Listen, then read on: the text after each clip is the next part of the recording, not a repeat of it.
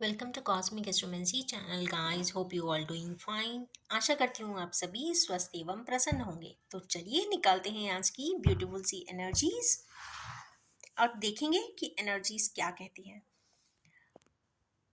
अभी मैंने intention set तो नहीं किया है, पर चलिए आज निकालते हैं हमारे व्यूअर्स के पार्टनर्स की एनर्जीज और उन लोगों की एनर्जीज जो इस वक्त नो कॉन्टैक्ट में है। पहला ही कार्ड लड़ाई का। ओके, हमारे किन्हीं व्यूअर्स की पार्टनर्स इस वक्त किसी कन्फ्लिक्ट में है। वेटिंग एनर्जीज, हर्मिट की energy, heart break. Moving on and knight of cups. Wonderful. तो 6 कार्ड्स हैं। 6 में से ऑलमोस्ट 5 ने थोड़ा सा negative and slow moving of and कहीं ना कहीं हार्ट ब्रेक की एनर्जीज बताई है। तो चलिए देखते हैं सबसे पहला कार्ड कि यहाँ पे फैमिलियल कॉन्फ्लिक्ट क्यों हो रही है हमारे किन्हीं व्यूअर्स के साथ। सॉरी, व्यूअर्स के पार्टनर्स के साथ कहीं ना कहीं कुछ कॉन्फ्लिक्ट होता हुआ दिखाई देता है। फैमिलियल कॉन्फ्लिक्ट है। 3 to 5 मेंबर्स हो सकते हैं, बट हाँ, ये कॉन्फ्लिक्ट ज़रूर बहुत बड़े बदलाव को भी इंडिकेट करता हुआ दिखाई दे रहा है। तो चलिए निकालेंगे एक और क्लैरिफाइंग कार्ड कि भाई क्यों इतना डिस्प्यूट है, क्यों इतनी फैमिली में दिक्कत है। ओके, टावर टावर आ गया। ओ नो, यस, हमारे किन्हीं व्यूअर्स के पार्टनर्स इस वक्त किसी न किसी परेशानी में तो अवश्य हैं और थोड़ा ध्यान देने की ही ज़रूरत है नेक्स्ट 3 days एटलीस्ट। उसके बाद रिग्रेट भी आ रहा है। ये तो बड़े ही डिफ़िकल्ट कार्ड्स हैं। I am so sorry. हेरोफ्रेंट, ये मैरिज रिलेटेड इश्यूज के लिए कुछ कॉन्फ्लिक्ट हो रहा है। या तो ये हो सकता है कि हमारे किन्हीं व्यूअर्स और अपने के पार्टनर्स अपने घर में कुछ शादी की ही बात कर रहे हैं और उसको लेके ही कुछ कॉन्फ्लिक्ट होता हुआ दिखाई दे रहा है। उसके पहले थोड़ा सा रिग्रेट भी है। मीन्स घर में, इसका मतलब है कि हमारे किन्हीं व्यूअर्स के पार्टनर्स अपने घर में मैरिज रिलेटेड या रिलेशनशिप रिलेटेड कोई प्रपोजल्स के बारे में डिस्कशन करेंगे और काफ़ी कन्फ्लिक्टिंग डिस्कशंस होगा। टार्ड मोमेंट आएगा और फिर थोड़ा सा रिग्रेट भी करेंगे, थोड़ा सा साइलेंट मोड में भी जाएंगे। और पर यस कार्ड है, हेरोफेंट आ गया है। फाइनली कहीं ना कोई इनको सपोर्ट कर जाएगा, तो खुश हो जाइए। Final outcome is best one. Next है वेटिंग की एनर्जीज। तो 9 of Wands जब भी आते हैं तो हमारे किन्हीं व्यूअर्स के पार्टनर इस वक्त किसी डिसीजन का वेट कर रहे हैं। डिसीजन का वेट कर रहे हैं। Right decision, right time, right person, right impact. तो हर चीज़ राइट राइट राइट के लिए इंतज़ार हो रहा है। पर गाइस, इंतज़ार करते रहेंगे तो ज़िंदगी भर ही इंतज़ार करना पड़ता होता है। तो चलिए देखते हैं कितना और इंतज़ार बाकी है हमारे किन्हीं व्यूअर्स के पार्टनर का। ओके, नहीं, अभी एस ऑफ वैंड्स आ गया है। इसका मतलब है 10th wand is completed. Initiative तो होता हुआ दिखाई दे रहा है। कोई ना कोई स्टेप हमारे व्यूअर्स के पार्टनर्स इस वक्त उठाते हुए दिखाई दे रहे हैं। मे बी वो कोई भी कॉन्टेक्स्ट हो सकता है। मीन्स आइडल सेटिंग नहीं है, डूइंग नथिंग वाला स्टेटस भी नहीं है। कुछ ना कुछ वो ज़रूर कर रहे हैं। वेटिंग में हो सकता है प्लान बना रहे हों और न्यू इनिशिएटिव भी उठाएंगे। चलिए देखते हैं ये पर्सन बिल्कुल सेंट क्यों बन गए हैं, हर्मिट क्यों बन गए हैं। वैसे तो ये एक बहुत स्कॉलरली कार्ड है, विर्गो का कार्ड होता है। थोड़ा सा स्लो होता है, थोड़ा सा डिलेमा में भी आ जाता है, बट चूंकि ओवर थिंकिंग करते हैं और ज़रूरत से ज़्यादा ऐसे लोग सोचते हैं और रिपरकशंस के बारे में इतना सोचते हैं, इतना सोचते हैं, इतना सोचते हैं कि वो समय अपना रिपर इम्पैक्ट क्या होगा, ऐसा होगा कि वैसा होगा, ये होगा के वर्ड में मीन्स हमेशा फ्यूचर टेंस की ही सोचते रहते हैं, इसीलिए इनके हाथों से हमेशा प्रेजेंट टेंस निकल ही जाता है। जो अच्छा हो भी सकता है ना, वो कभी अच्छा हो नहीं पाता। तो ये डिलेमेंट ओवर थिंकिंग के वजह से है। बट हाँ, कुछ फैक्ट्स ये लोग ज़रूर बहुत अच्छा सोचते हैं, काफ़ी मैच्योर्ड एनालिसिस होती है, तो यस करें ज़रूर, बट एक टाइम बॉन्ड के साथ। तो देखते हैं। Okay, king of sword means हमारे किनेवियर्स जो हर्मिट के मोड में है, उसके पहले वो किंग ऑफ सोर्ड के मोड में थे। इसका मतलब है कि किंग ऑफ सोर्ड्स बहुत अच्छा प्रोजेक्शन नहीं देते हैं, काफ़ी रूडली बिहेव करते हैं, एडमेंट बिहेव करते हैं, एरोगेंट बिहेव करते हैं। और रिलेशनशिप वाइज तो ये काफ़ी डिफ़िकल्ट हो जाते हैं कई बार, बट उसके बाद ही हर्मिट का केस कार्ड आया है, तो मीन्स अब वो एनालाइज कर रहे हैं, शायद उन्होंने किसी के साथ काफ़ी रूड बिहेव किया हो सकता है उसके बारे में भी वो सोच रहे हो। बट हाँ, एनालिसिस ज़रूर है, और एनालिसिस इंसान को ज़रूर करना चाहिए, क्योंकि उसको स्वयं के लिए बदलाव लाना चाहिए। कड़वाहट, रूडनेस, एडमेंस, इग्नोरेंस, प्राउडी होना, ये सारे एट्रीब्यूट्स जो हैं इंसान में नेगेटिविटी कहीं ना कहीं लाते हैं।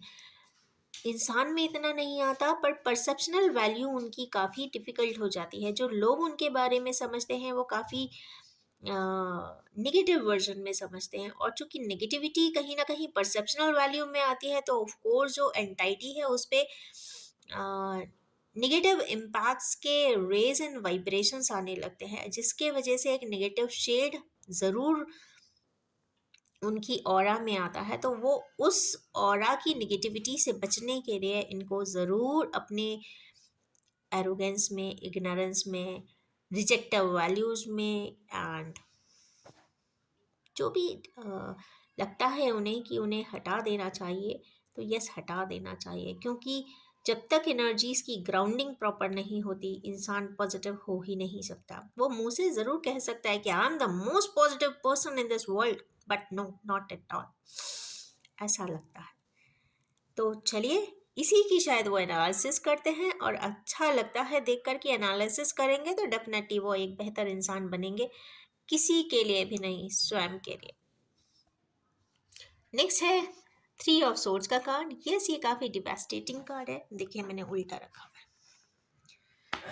है। थ्री सोर्ड्स है और क्वाइट पियर्सिंग एंड पेनेट्रेटिंग है, तो ये तो पक्की बात है कि हमारे किनेवियर्स के पार्टनर्स बहुत ज़्यादा तकलीफ में है। बहुत कुछ उनके साथ या तो पहले कभी घटना में हुआ होगा, या फिर आज या अभी नेक्स्ट 3 डेज के अंदर की एनर्जीज हैं, ये कहीं ना कुछ ऐसा होता हुआ दिखाई देता है। हमारे व्यूअर्स को कोई एक डिवाइन गिफ्ट भी हाथ में दिया जा रहा है, पर वो अभी मेडिटेट कर रहे हैं, कॉन्टेम्पलेट कर रहे हैं, तो उन्हें दिखाई नहीं दे रहा है कि वो क्या करें या क्या ना करें। बट वो काफ़ी शायद पहले तो या तो दुखी थे, या उन्होंने किसी को दुखी किया था। इन दोनों ही कंडीशन के लिए, या तो वो मेडिटेट कर रहे हैं, इनर वॉइस को सुन रहे हैं, या फिर कॉन्शियस को एलिवेट कर रहे हैं, जिससे कि वो उसकी बात को सुन सकें और आगे की तरफ बढ़ सकें।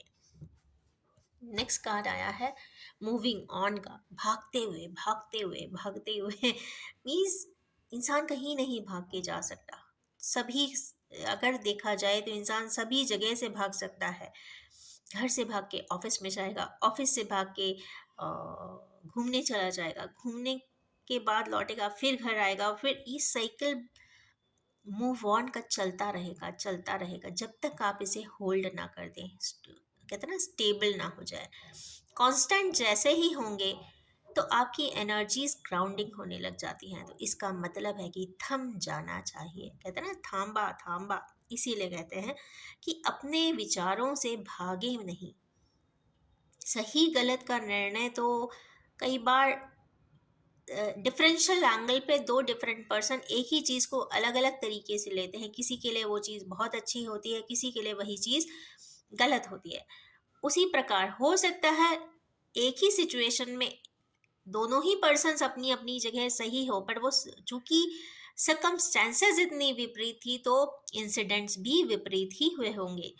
तो उन इंसिडेंट से भागने का कोई मतलब नहीं बनता, क्योंकि वहाँ पे समझदारी की इम्पोर्टेंस बाकी रह गई है, सोचा जाना चाहिए, समझा जाना चाहिए और उसको बैलेंस कर देना चाहिए। बैलेंस के साथ हील अप कर देना चाहिए जिससे कि वो आपको दोबारा कभी कष्ट ना दे, आपकी आत्मा को ग्लानि से ना भरे और आपकी आत्मा को भी रेजुवनेट कर दे। इसके लिए ज़रूर भागने की नहीं, अपने आप को समझने की ज़रूरत होती है। समझने के लिए क्या करना चाहिए? तो yes, meditation is the best answer for it. Grounding सबसे ज़्यादा अच्छे से सिर्फ मेडिटेशन में ही होती है। तो चलिए देखते हैं वैसे कि ये जा कहाँ रहे हैं, कहीं पहाड़ी पे तो नहीं जा रहे? पहाड़ी पे तो नहीं, अपने लेसन्स को पकड़ के बैठे हुए हैं, एक वैन हाथ में पकड़े। कोई ऐसी चीज़ है या ऐसा पर्सन है या ऐसा प्रॉपर्टी है या ऐसा बिजनेस है जिसे वो छोड़ना नहीं चाहते ये तो पक्की बात है। क्योंकि एक पर्सन एक वैन को बहुत स्ट्रिक्टली, कहते हैं ना, स्ट्रॉन्ग, नॉट स्ट्रिक्टली, स्ट्रांगली पकड़े हुए है। इसका मतलब है कि हमारे व्यूअर्स अपनी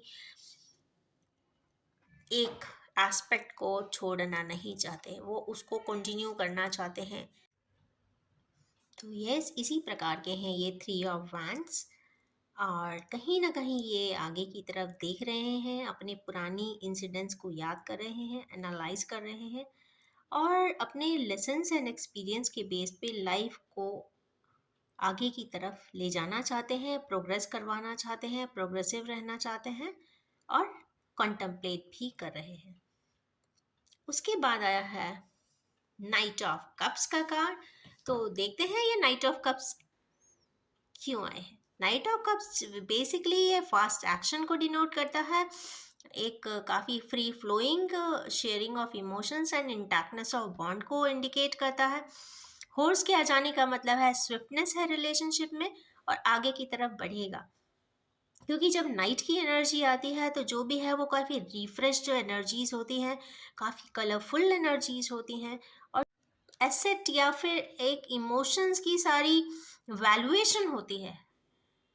पर्टिकुलर हर इमोशन की एक, कहते हैं ना, वो उसका ओपनिंग अप होती है और काफ़ी एक्सपांड होता है वो वाला इमोशन। और वो जो एक्सपांडेड इमोशन में जो वो कलर्स होते हैं, जो वाइब्रेंस होती है, जो फ्रेग्रेंस होती है, वो नाइट्स में ही पाई जाती है। और ये वाले नाइट ऑफ कप्स का आ जाने का मतलब है कि yes, love and affection is on the horizon. तो हमारे के व्यूअर्स लव एक्सप्रेस करने तो जा रहे हैं, ऐसा तो दिखाई दे रहा है। But let's see what is the clarifying card for it. Okay, जाने के पहले कुछ प्लानिंग चल रही है या किसी किन्हीं लोगों से कुछ डिस्कशन भी चल रहा हो सकता है, कुछ गाइडेंस ली जा सकती है अपने फ्रेंड्स से, या तो कोई व्यूज एंड एंगल्स भी जानने की कोशिश कर सकते हैं कि मैं ऐसा स्टेप उठाने जा रहा हूँ, what will be the outcome, what will be the feedback and all. तो प्लानिंग ज़रूर चल रही है, डिस्कशन चल रहा है, प्लानिंग चल रही है और आगे के लिए प्रोसेस ऑन है। चलिए निकालते हैं 6 cards for Zen reading.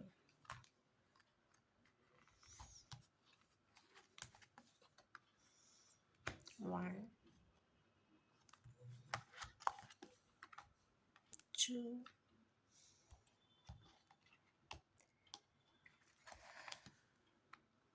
3, 4,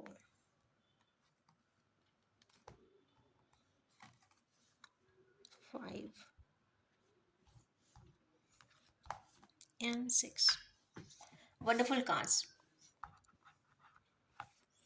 एक एग्जॉशन की एनर्जी से बात चालू हुई है, बट ऐसा लग रहा है ये सिलसिलेवार सारे कार्ड्स आए हैं। पहला कार्ड है एग्जॉशन का और 9 की एनर्जीज है, मीन्स हमारे किन्हीं व्यूअर्स कुछ कर्मास के लेसन्स को या कुछ कर्मास के एक्ट्स को कंप्लीट करते करते या तो एग्जॉस्ट हो चुके हैं, थक चुके हैं, या फिर किसी को कुछ समझाते हुए सब थक चुके हैं, या फिर समझ के थक चुके हैं। मतलब जो भी है, जो भी सिचुएशन है, उसमें अपने आप को काफ़ी टायर्ड महसूस करते हैं या फटीग उनको आने लगा है, पर फिर भी वो एक्ट रुकने का नाम नहीं ले रहा है। इसका मतलब है कि लेसन अभी बाकी है।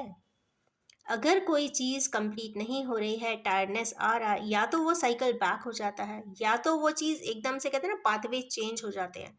सपोज फॉर एग्जाम्पल, अगर कोई पर्सन से आपने मूव ऑन किया है, उसके बावजूद भी उस समय हाँ, ऑफ कोर्स जब आप ब्रेकअप करते हो, मूव ऑन करते हो तो साल 2 साल आपको बहुत तकलीफ़ भी होती है, हर इंसान को होती है, दोनों ही पार्टनर्स को होती होगी। But the thing is this, but एक पर्टिकुलर समय के बाद भी अगर आप मूव ऑन करने के बाद भी आप कहीं न कहीं पलट के बार-बार देखते हैं, और ये किसी एक पर्सन, एक काउंटर पार्ट या पार्टनर पे नहीं अप्लाई होता, ये दोनों पे ही अप्लाई होगा।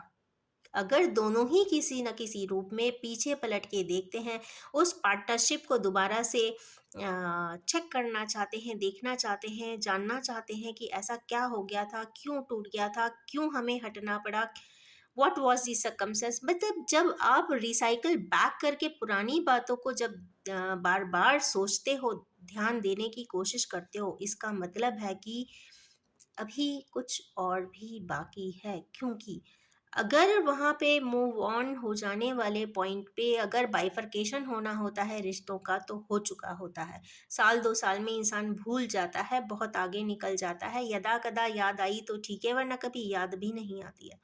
बट अगर याद बार-बार आती है, हर दिन आती है, कई बार आपको वो इंसिडेंट रिसाइकिल हो जाते हैं, कई बार अगर आपको वो पर्सन सपने में दिखाई दे जाता है या उसके फेस अचानक से ऐसा लगता है कि सामने से नज़र आ गया है, या फिर उसकी लाफ्टर आपको सुनाई दे जाती है, इसका मतलब है कि थिंग्स आर स्टिल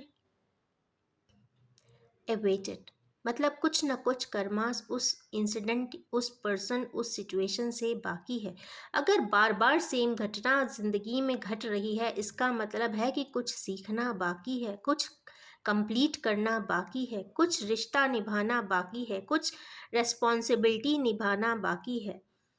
कई बार ऐसा देखने में भी आता है कि कई प्रोसेस, कई रिश्तों को आप ऑफिशिएटिंगली एक्सेप्ट करने के बावजूद भी बहुत सारे ऐसे रिश्ते होते हैं जो उनको वो इंसान कंप्लीट करता है। सिर्फ एक ही रिश्ता नहीं होता, बहुत सारे इंसान के रिश्ते होते हैं।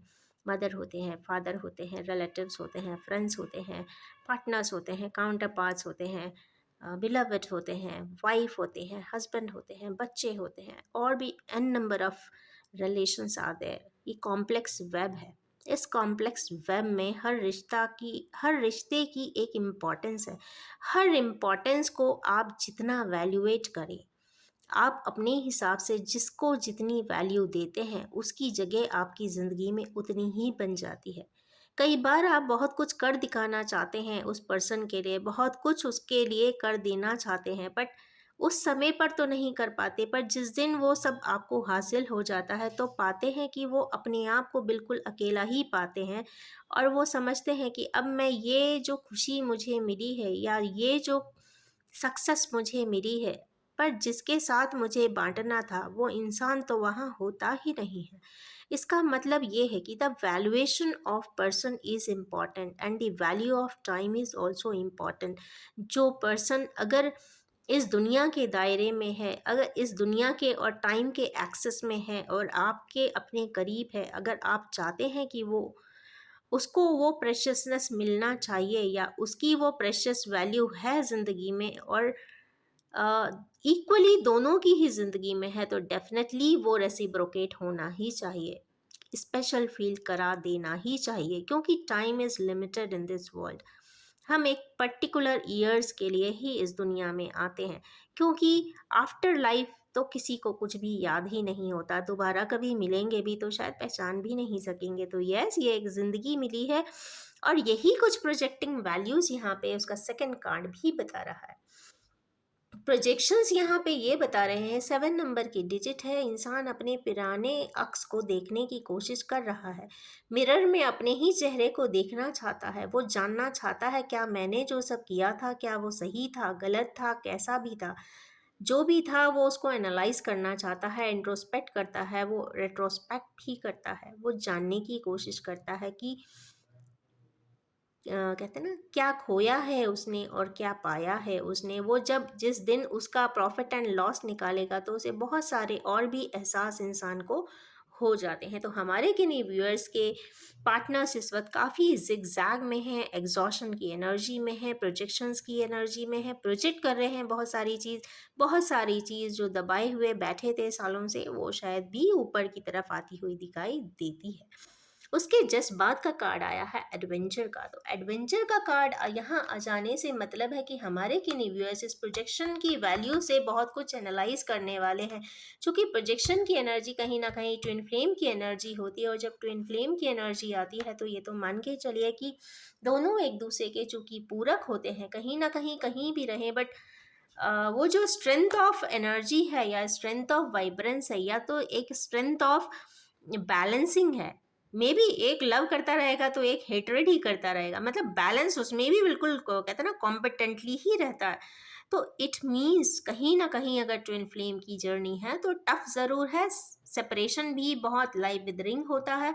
और यस, जिन भी लोग अगर इस तरीके की लाइफ स्केच में आए हैं तो यस, उनको अपने ज़िंदगी को बैलेंस करने की बहुत ज़रूरत होती है। दोनों ही पार्टनर्स के लिए इक्वली इम्पॉर्टेंट है, क्योंकि दोनों का ही एक्सेस पे प्रोग्रेशन एक साथ ही होता है। प्रोग्रेशन में आगे जाने के लिए अगर अपने इस रियाल्म को छोड़कर दूसरे रियाल्म में जाने के लिए उन्हें अपने आप के सोल एनर्जी को काफ़ी बैलेंस करना होता है, मैग्नीफाई करना होता है, एनहांस करना होता है। और जैसे ही वो लेवल अप होते हैं तो कहीं ना कहीं कोई बहुत अच्छे टास्क ज़रूर करते हैं। जब भी कहते हैं कि ऐसे पार्टनर्स का रीयूनियन होता है तो डेफिनेटली वहाँ पे कोई मेजर एनर्जी शिफ्ट ज़रूर होती है, मेजर एनर्जी शिफ्ट होती है।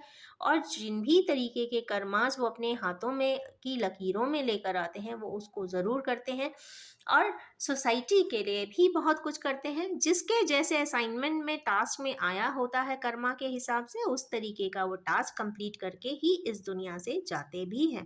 तो इस तरीके की चूंकि प्रोजेक्टिंग एनर्जी के जिस बाद एडवेंचर की आई है तो मुझे ये ज़रूर लग गया है कि हमारे किन्हीं व्यूअर्स जो हायर लेवल के सोलमेट्स होंगे उनको एक न्यू फ्रेश बिगिनिंग भी यहाँ पे होती हुई दिखाई दे रही है, क्योंकि एडवेंचर का कार्ड है और एक छोटी सी बच्ची यहाँ पे दिखाई दे रही है विद फुल ऑफ कलर्स। यहाँ पे पूरे 7 कलर्स हैं, और आप मान के चलिए जब 7 कलर्स आ जाते हैं तो लाइफ इज़ क्वाइट ऑसम। क्योंकि ये वही बता सकता है, वो ही जान सकता है जिसने वो कंप्लीट शेड्स ऑफ लाइफ जिए हों।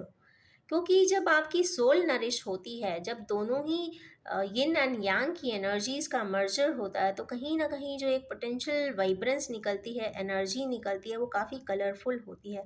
बहुत इनोसेंट वाइब्रेशंस उसमें होते हैं, और दैट इज़ एब्सोल्यूट वन। वहाँ पे समता का भाव आता है, वो सभी के लिए अच्छा ही सोचते हैं।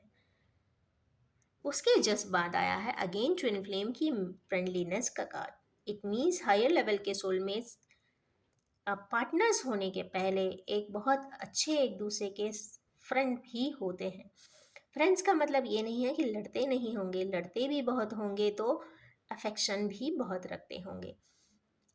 अगर एक नहीं समझता है तो दूसरा समझाने की कोशिश ज़रूर करता है, और अगर एक सुनना बंद कर देता है, लॉक कर देता है, ब्लॉक कर देता है, तो भी एटलीस्ट दूसरा कहीं ना कहीं उसको अपने तरीके से प्रेयर करता रहता है कि चलो आज नहीं तो कल कुछ ना कुछ इंसान समझ ही लेगा। तो ये होता है इस तरीके की relative values of twin flame and higher level soulmates. तो यस, एक अच्छे फ्रेंड वो ज़रूर रहते हैं। माइंड के एक्सेस पे किसी भी प्रकार के व्यूज़ आए, विचार आए, ना समझें, बट फिजिकल 3D लेवल पे बहुत सारी चीज़ें कंप्लीट करना संभव ही नहीं होती। तो यस, ये 5 डे की दुनिया में ज़रूर कंप्लीट होती है, और उसके वाइब्रेशंस जैसे ही आने लग जाते हैं तो लाइफ ट्रांसफॉर्म्ड ही नज़र आती है।